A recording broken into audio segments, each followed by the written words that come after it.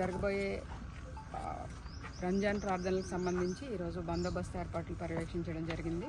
ఇక్కడ ఈద్గాలో అన్ని కూడా ఏర్పాట్లు మంచిగా చేశారు. తర్వాత ట్రాఫిక్ ఎట్లా పెట్టుకోవాలి, పార్కింగ్ ఎక్కడ ఉండాలి, తర్వాత వచ్చే చాలామంది రేపు మార్నింగ్ రద్దీ బాగా ఉంటుంది, దానికి సంబంధించి ఎక్కడెక్కడ డైవర్షన్స్ చేసుకోవాలి అనేసి దీనికి బందోబస్తులన్నీ కూడా ఏర్పాటు చేయడం జరిగింది.